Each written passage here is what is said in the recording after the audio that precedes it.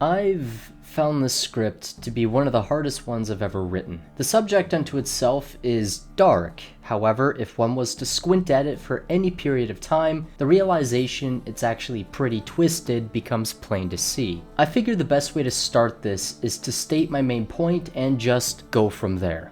The quote-unquote good races of Goblin Slayer should round up goblins and breed them in order to create an army of cheap, mass-producible soldiers that will be used as expendable cannon fodder in their wars against the forces of evil, the Demon Lord, whatever it's called. For some of you, this may not sound all that bad, but then you squint at it and realize that goblins are a near-sapient creature that are monogendered. They're all males. All of this spawned from a joke on my last video, which led me down a rabbit hole I really never expected to find myself fall down. This idea is dark. The details themselves, darker. But the logistics for breeding goblins, they're really rough.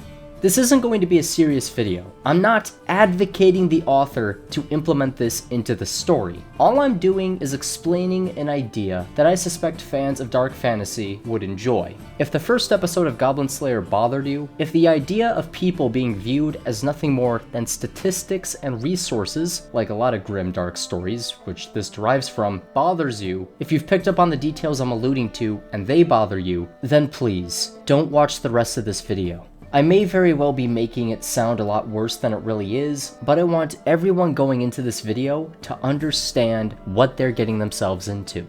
If you're still with me, hello, I am Boofire191. I didn't expect to be doing another Goblin Slayer video, flat out. However, as I alluded to earlier, I received a comment from a longtime viewer who keeps changing his bloody name. I love you. That was a brutal joke, stating that we should rape the goblins. I read this right after making a video on the biology of goblins. It led to a train of thought that I'm now sharing with you today. How goblins reproduce is, strange to say the least. They can mate with any mammalian female, which can lead to a baby goblin being born within a week or two. Said baby then becomes a fully grown goblin within a month or so. Both of those facts caught my attention, which led to the idea of mass-producing goblins. The basic idea goes like this. A kingdom's soldiers and/or adventurers go into goblin lairs and capture as many of those little greenskins as possible. In turn, this will result in the lair's destruction, giving people peace of mind, as well as give the kingdom an initial population of goblins to work with. The kingdom then begins to breed the goblins and then condition the babies that are born into becoming loyal soldiers for the state. They continue to do this until they have a new breeding population of state goblins, where they then kill the ones they captured in order to prevent them from becoming a problem in the future.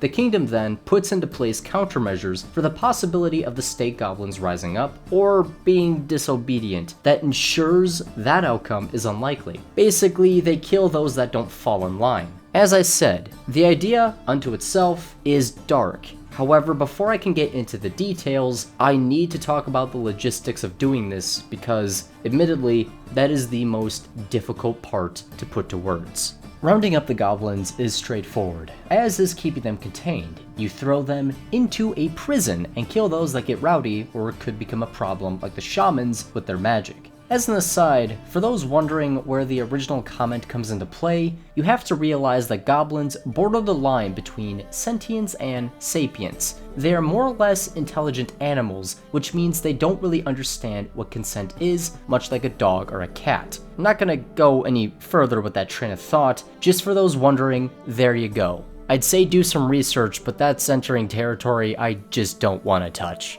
The difficult part is actually breeding them. Because, again, they're all males.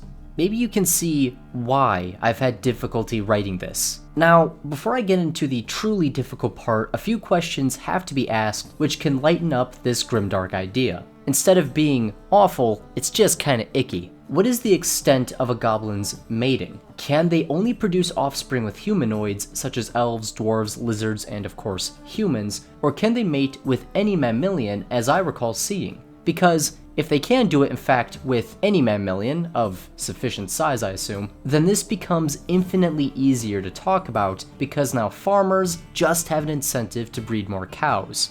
With that in mind, another question has to be asked. Is artificial insemination possible in Goblin Slayer's setting? Because, once again, if this is the case, then things become infinitely less dark and easier to talk about because... okay, I won't go into detail there, that's just kinda gross. If the answer to both of these questions is yes, then all a kingdom has to do to begin building a goblin army is inseminate cows, or other animals, which means the only ones who would really get mad at me for this video are PETA, those associated with it.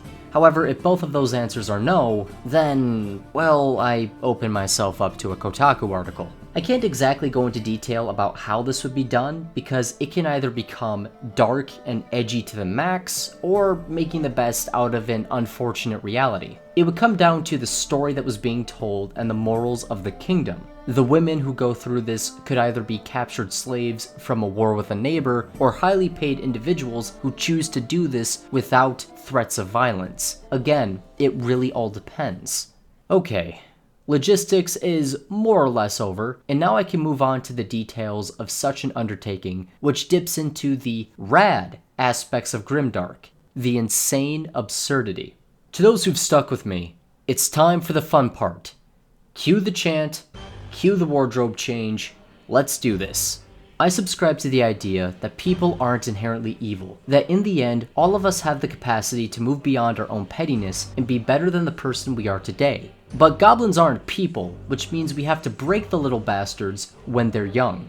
Goblins are creatures that, if not outright evil, are cruel by their very nature. This means that loyalty training will be thrusted upon the goblins the moment they are born. What this entails is really anyone's guess. No doubt the first few generations will be difficult to control. However, after the first few who choose to give in to their more base nature get corrected, I suspect the rest will fall in line.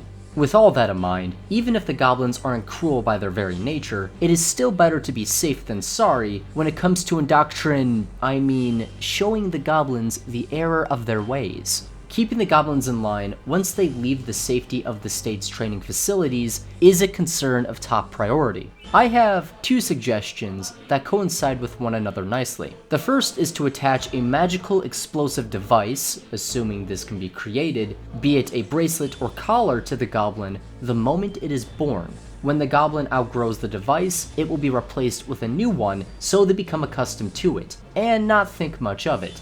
Hell, these devices can even be tied into the loyalty training, where they are warped into a positive thing for the goblins, thus hiding their true function. The second idea is to create a corps of commissars that keep the goblins in line while on the front. They'll be given orders to kill the goblins that step out of line, be it with a beheading or activation of the explosive device. Considering the hatred most of the common folk have for goblins, I suspect the kingdom won't have a hard time finding volunteers for this new corps.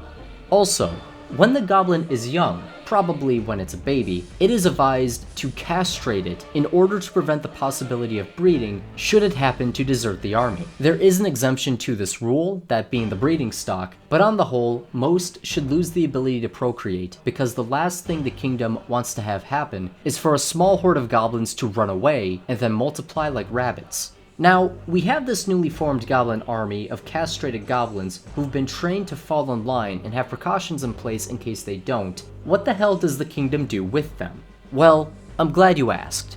When you don't care about casualties and don't have to worry about writing home letters to the fallen soldiers' loved ones, a vast ocean of possibilities opens up. Now, I suspect some of you may be wondering, what if explosive collars can't be produced, be it flat out impossible or merely not enough can be created? If this is the case, it does limit the tactics that can be employed, however in the end it just means there are more commissars. But, moving on. Let's say the kingdom meets the Demon Lord's army on the field of battle. An opening tactic could be sending the goblins out to skirmish with bows and javelins, then ordering them to charge once they run out of ammo. Here's the best part. Not only will the goblins kill people in both phases of combat, but once they are dead upon the battlefield, they can be used as the fantasy equivalent of a landmine.